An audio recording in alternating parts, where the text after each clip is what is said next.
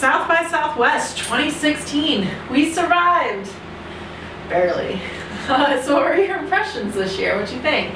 I fucking loved it. The films were spectacular.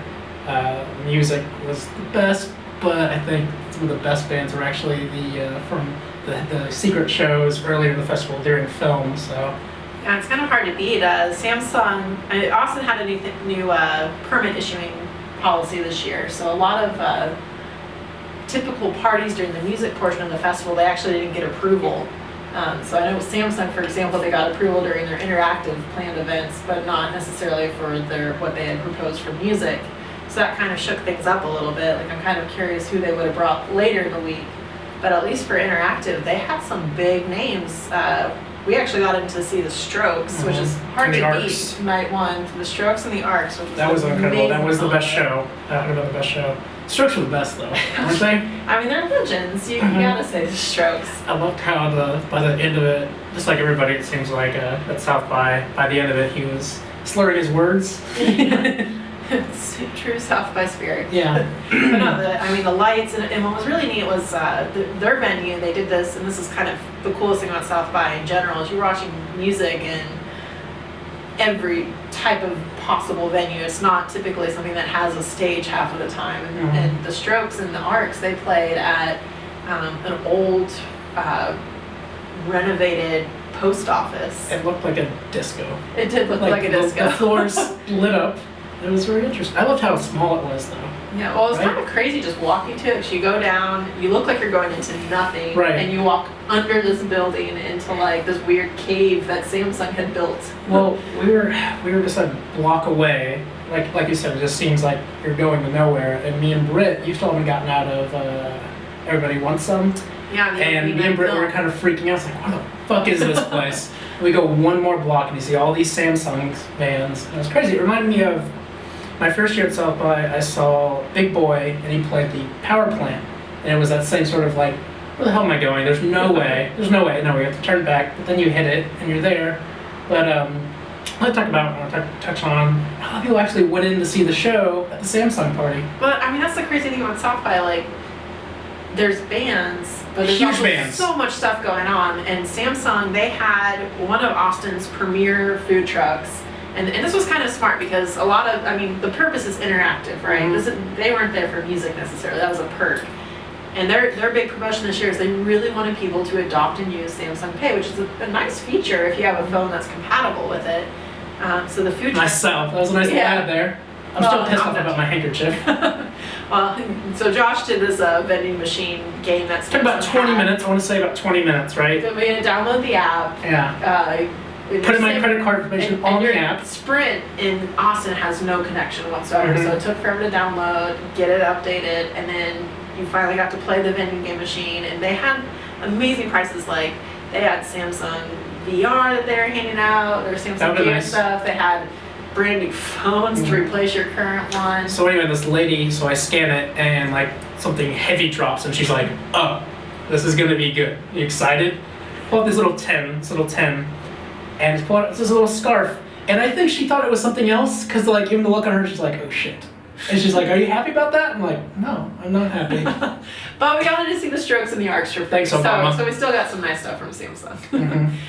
But yeah, so anyways, back to the interactive thing. They did that. They were they were promoting Samsung Gear virtual reality, which is, they had a separate space just from their venue. And that was kind of cool, because you actually got to try it out. And I know this summer here in Texas, they're adding their Samsung Gear to their roller coasters. So they actually had, not a full out roller coaster obviously, but they had rumble seats basically. So you got to sit on these rumble seats and put on the thing, and it felt like you were on a coaster, and it looked like you were on a coaster in like Japan or something. So that was kind of cool to travel outside of Austin, I guess, from the comfort of Samsung. I like that. I think it'd be popcorn too. Yeah. But you know what would make it better? What? Drugs, yo. Boop! No. But yeah, so they had a really nice setup. They did a nice combination of interactive and music, and kind of embraced this South by Spirit, which is really the point, and we've seen brands fail at it in the past. And McDonald's. well, that's funny. Like last year, McDonald's was kind of the butt of the jokes. Like they had free food, and at South by, everyone's about the free stuff. You know, it's like, oh my gosh, I've been walking around all day, and they look for free food and free drinks. But McDonald's, I don't know if anyone remembers, they were kind of wrapped up in a little bit of a controversy regarding the bands that they were going to have perform. Initially, Play for burgers. Yeah, they were going to play for burgers, and they learned. So I give McDonald's huge credit because they were a sponsor again this year. And actually, this year they had one of the best setups. I was surprised. Like, it was cool. Am I allowed to say that? Like, it was cool to go to McDonald's I will not this year. confirm nor deny, because I'm not like you. I'm not going to go put myself on a limb like that.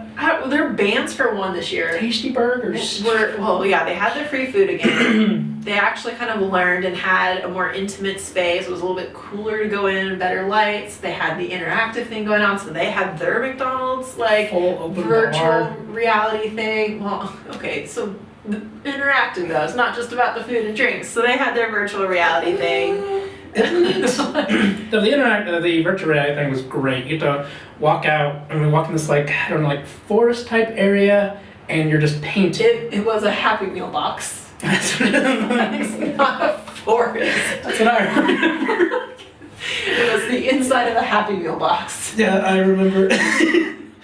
So anyway, back to that open bar. Yeah. So anyways, you're wearing the virtual headset and you have these two remotes, which is cool because you can like choose the color. But I don't know, I liked seeing the gamification of it, like actually. Gamification. Yeah, well, I mean, everyone else was just showing a video, which is nice, and but it's so passive. And this actually kind of showed me for the first time how engaging virtual reality can be. Lost of that. Yeah, no, it's fantastic. Exciting. And then they gave you a printout, so you actually had something to take home and be like, look how cool. Or wake up to and be like, oh, that's where I was last night. And that wasn't even it. So we had free drinks, free food, an awesome virtual reality experience, and they had one of the better music lineups. Like They did. That was really weird. I mean, we saw Mastercraft. That was fucking sick. They DJ'd and He well, I guess there's two of them. Yeah, there's two of them. So they DJ'd. And no riots this time. No riots. Well, that was when he was with Death from Above.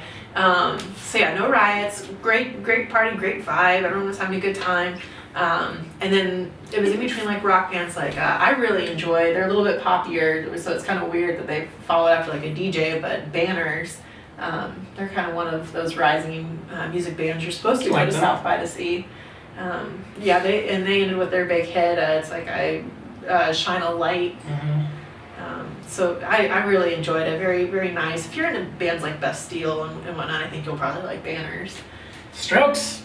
Strokes, yes. That's what I liked. McDonald's, they learned. I give them props. Horrible last year, one of the best this year. They've I'm actually still turned it not around. confirming or denying any not of these to confirm things. or deny. But it is weird because you do have like these big corporate sponsors like McDonald's and Bud Light, but South by still has this indie vibe, this intimate feeling. And this year, again with that new permit rule where not every big party could get approved and things had to be a little bit more scaled back, it got back, I think, to that indie feeling. See, I disagree. I think every party was still big flashy lights, and I felt like I was in some sort of hipster 2010 commercial. But we also went to some of the bigger parties. And That's I think true. that's the thing. Like, our first day, we just wandered into a bar. I don't even remember who we saw. I don't even think it was posted anywhere. I don't remember. I don't remember it because it was the first day. And my brain, after my senses are overwhelmed from seeing so much. Like, there's just people everywhere, bands everywhere, movies everywhere. Right. I mean, It is a bit thick. Even my feet still have blisters. I think from walking you've around. done 5 years now. Maybe more. I can't even remember that much. This is my 4th or 5th, and yeah, it's still the opening drive, if you will. That's always really overwhelming until you kind of get your feet about you. Yeah. What was the Sup Interactive and whatnot? What was your favorite Interactive? spot? My favorite spot. I won't say McDonald's. Out of Interactive, it was kind of funny because everyone was all about Obama, which was a huge historic moment. Oh yeah. But what I thought kind of nice, because everyone was all about Obama, it actually made it easier to go and engage with some of the interactive parties, and I think we used that time while everyone was hearing him speak to, we actually checked out like IBM. They had this cognitive lab, and I thought that was so cool because it personalized your whole experience. That fucking robot. That fucking robot. So for everyone to catch up, so IBM, they had what they called like their cognitive lab, and it was powered by Watson, which is, if you ever watched Jeopardy. Watson's a cunt. Watson's this really smart computer program that learns basically and studies and does predictive behavior.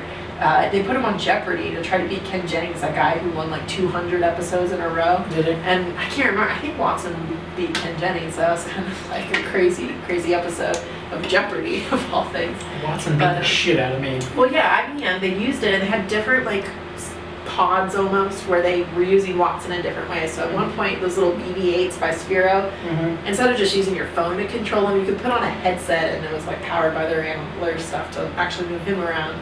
They had a bar, so before you even entered, you had like this personalized wristband that they gave you that had a little digital card in it, and you tapped it at the bar, and based off of the survey questions you had filled out. What'd you get again? I think I said I was feeling breezy and sweet or something. So, I was sloppy and classy. Yeah, so you said like how you were feeling, and then they made a drink without you telling them based off of your feeling and preferences. They couldn't diagnose him. So what do you want, man? But it learned, like if you told them to, like, oh, no, I didn't care for that, make it a little bit sweeter, they adjusted it so the next day when you came in, they changed your drink.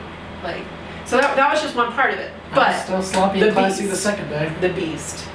They used Watson to power this little robot in a game of rock, paper, scissors. And he talked shit as he just crushed you. He was sassy. He was so in there. Well, he didn't crush me.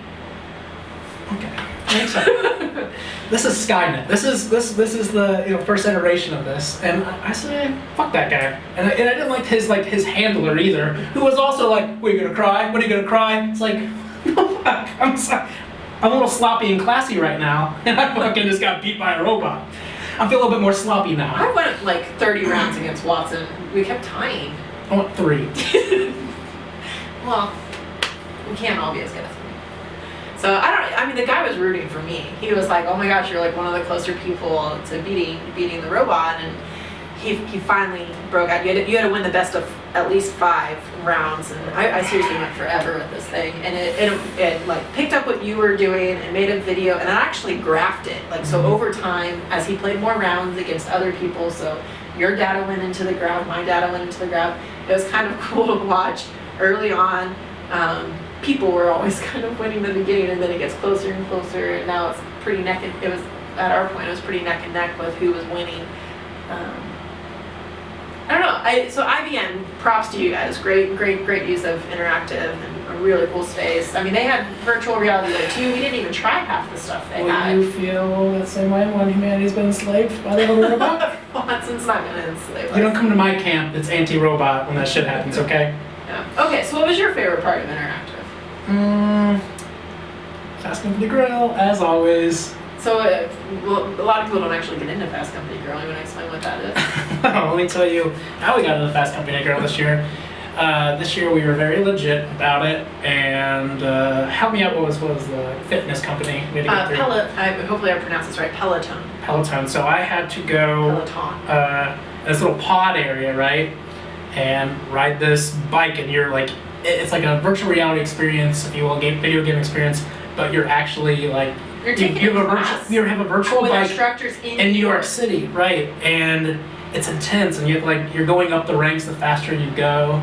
That was pretty fun, but that's what Fast Company was really featuring heavily there. Well, I mean, it was a smart bike, so one, compared to your regular exercise bikes, you were plugged in. It was the shoes plugged into the bike itself. So you can't. Which I had such a hard time getting those things on. Oh, you struggled. But once you did, it was like they were comfy.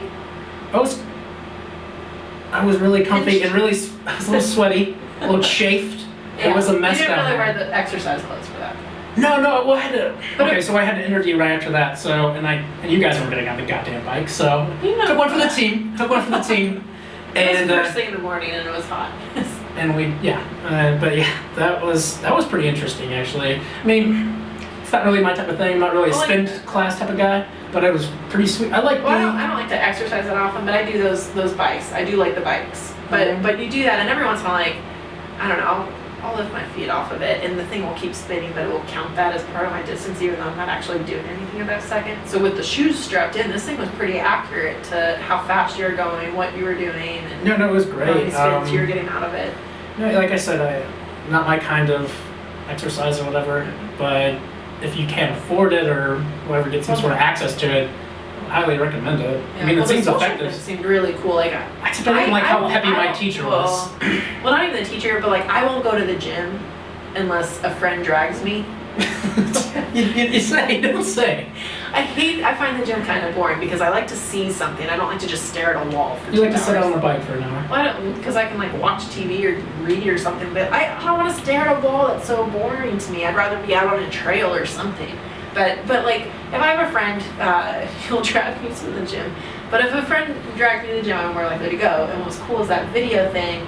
You could basically do like a video hangout or Skype or have your friends doing the class at the same time, which is great for me because my friends live in Kansas City or Austin or elsewhere throughout the country. So we actually could take the same class and encourage each other with that system. Yeah. But that's cool. Fast Company had a nice setup. They actually bring Oh yeah, explain to me, I'm sorry, explain to me that little machine you kept fucking around with. It was right by the bar. Ooh. Sorry, It's we just fine. had a big one. Okay, so tell me about what you were talking to that lady like our first day there. What was that little machine all about? Which little machine? It was like that little brown. Well, they had a letter press there. Is that what you're talking about? Is that what that was? Moo cards. So they do like business cards or something. But they're doing each day. They're doing a fresh hand pressed card that was unique to that day. And they said things like I tacoed, I beered, I barbecued. Like really like kitschy, niche Austin catchphrases. My favorite day, they actually did like a Cards Against Humanity-esque Really? day that was all like Austin specific. So they actually made like really cool little printouts, which is funny. Like you're at Interactive or South by Film and Music and all that stuff, and these guys are kind of doing things a little bit old-fashioned. But I kind of liked seeing something that wasn't all like dummy by batteries or digital or whatever. So yeah, that was pretty cool. Well, the wrap up interactive. The only one I wanted you to talk about because I didn't really understand it. In the second bar in Fast Company Grill, there was like that green room. There was a bunch of orbs. I had no idea what that was about. It made no sense to me. I didn't really understand the process. Was it like they weren't explaining it as well as they could. If I remember correctly, that was trying to show you how data gets shared and how quickly it is. So it wasn't actually. So it was more like a symbolism room. So yeah, I mean it was kind of a cool setup. Like some visualizations, like some people knocked it out of the park. Like I thought Samsung and the McDonald's, when showing you how VR can work and what it can do, they did a nice job. This one was trying to be more educational. They weren't trying to really like sell anything. No. But I think they missed the mark. Like they didn't have any pamphlets or anything to show you afterwards what their visualization meant or what their experience meant. You know who didn't miss the mark? What? Fucking Brad. Brad the bartender. Oh. Brad was awesome. One of the best beards I've ever seen, by the way. That's a great way to end it. Yeah. All right, so that's Interactive South by Southwest 2016.